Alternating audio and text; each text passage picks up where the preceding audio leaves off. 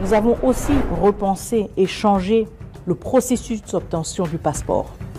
Le passeport ne s'obtient plus à un guichet où on doit payer pas 99 $, mais 99 $ plus ...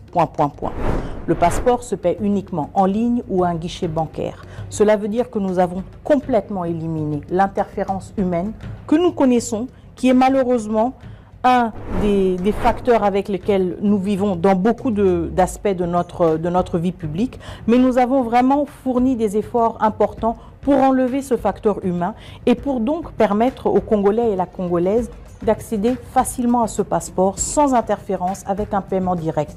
Et grâce à l'intervention directe et personnelle du chef de l'État, nous avons maintenant un passeport dont le prix n'est pas 99 $ comme c'était initialement prévu, et j'avais l'intention de le lancer à 99 $, mais plutôt un passeport à 75 $. La prochaine étape pour moi, et je suis très ambitieuse là-dessus, c'est de basculer vers un visa numérisé, un e-visa, comme beaucoup d'autres pays l'ont.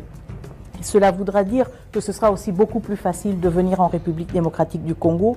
Nous aurons encore une fois des processus numérisés, sécurisés et beaucoup plus faciles aussi à payer avec des transactions bancaires et supervisées et sécurisées.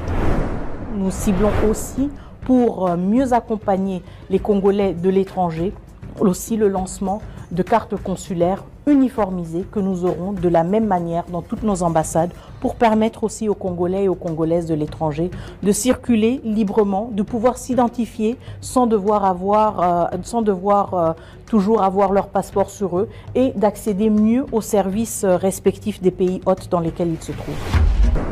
Les conditions de travail de nos diplomates, c'est quelque chose auquel je tiens énormément. Alors, un des points sur lesquels nous avons travaillé pendant ces derniers 12 mois, c'était déjà de fluidifier le processus de la paix. Fluidifier le processus de la paix en mettant en place une task force conjointe du ministère du Budget, des Finances et des Affaires étrangères. Au-delà de cela, nous nous rendons compte, et je pense que c'est à travers justement ce travail d'équipe que nous avons pu identifier beaucoup des obstacles récurrents.